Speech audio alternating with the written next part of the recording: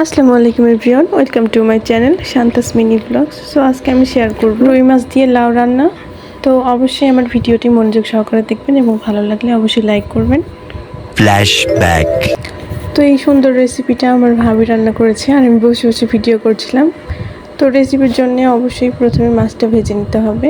তো ভাবি তাই করছে, মাছগুলো ভেজে নিচ্ছে। এই তো কিছু মাছ আগে থেকে ভেজে নিয়েছে। তো এই তো বাটা মশলা এখানে আছে এবং কিছু কাঁচামরিচ নিয়েছে।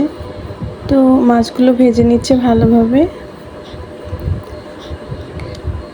কে কে মাছের মাথা খাইতে পছন্দ করেন অবশ্যই কমেন্টে জানাবেন। তো এইভাবে উল্টে পাল্টে ভেজে নিচ্ছে মাছগুলো, যতক্ষণ না ভাজা হচ্ছে ভালোভাবে ততক্ষণ ভেজে নিচ্ছে। এই তো লাউ আর আলু দিয়ে মাছগুলো ঝোল করা হবে।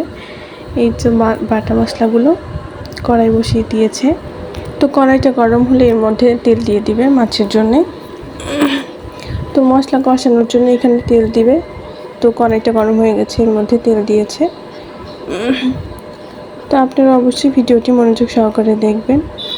এখানে অন্য ভাজা মাছের তেল ছিল, তো সেটাও দেওয়া হয়েছে, তেল একটু কম হয়ে গেছে।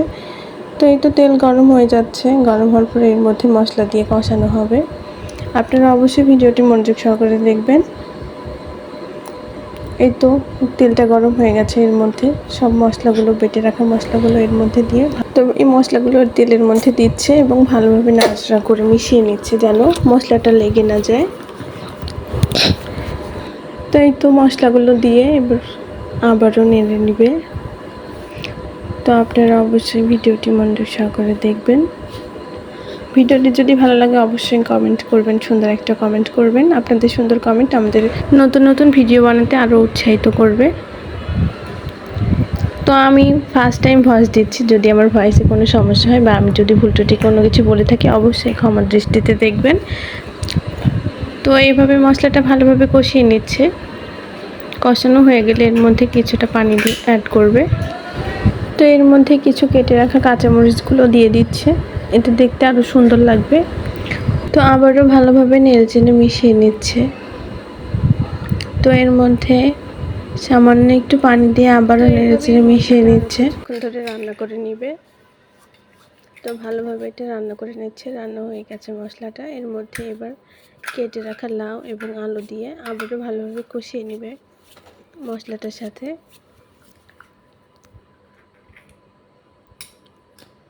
তো আপনারা যারা এমন সুন্দর সুন্দর রান্নার ভিডিও চান অবশ্যই কমেন্টে জানাবেন।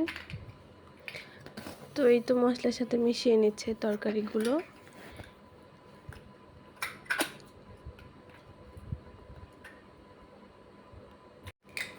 তো ভালোভাবে কষানো হয়ে গেছে, এবার এর মধ্যে দিয়ে দিচ্ছে পরিমাণ মতো পানি, যেন তরকারিটা ভালোভাবে সেদ্ধ হয়, লাউগুলো ভালোভাবে সেদ্ধ হয়ে যায় পানির মধ্যে। আপনারা আপনাদের পরিমাণ মতো পানি দেবেন।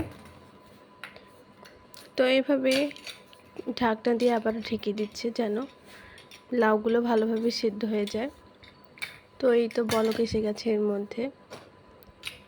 তো আবারও কিছুক্ষণ নেড়ে নিচ্ছে তরকারিগুলো, এপাশ ওপাশ করে ভালোভাবে নেড়ে নিচ্ছে। তো এই তো এর মধ্যে এবার ভাজা মাছগুলো দিয়ে দিচ্ছে। ভাজা মাছগুলো দেওয়ার পরে আবার একটু ভালোভাবে নেড়ে মিশিয়ে নিচ্ছে। তারপরে আবার ঢাকনা দিয়ে কিছুক্ষণ ঢেকে রাখবে। এতে এর মধ্যে দিয়ে দিচ্ছে পরিমাণ মতো কিছু পানি, সামান্য একটু পানি। তো এই তো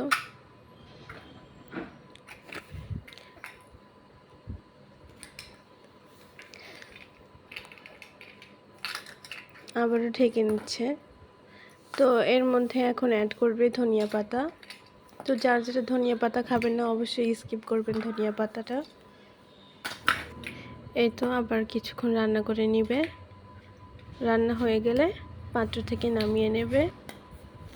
তো মাছগুলো এর মধ্যে হয়ে গেছে। তো এই তো এবার নামানোর পালা। এই তো নামিয়ে নিচ্ছে তরকারিটা, দেখুন কতটা সুন্দর লাগছে দেখতে।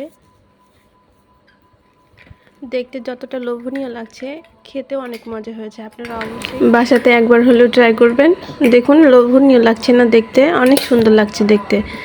সো এই পর্যন্ত আজকের ভিডিও। যদি ভালো লাগে অবশ্যই সুন্দর একটা কমেন্ট করবেন আর লাইক করবেন। আর যারা যারা এখনও চ্যানেলটা সাবস্ক্রাইব করেনি অবশ্যই সাবস্ক্রাইব করবেন।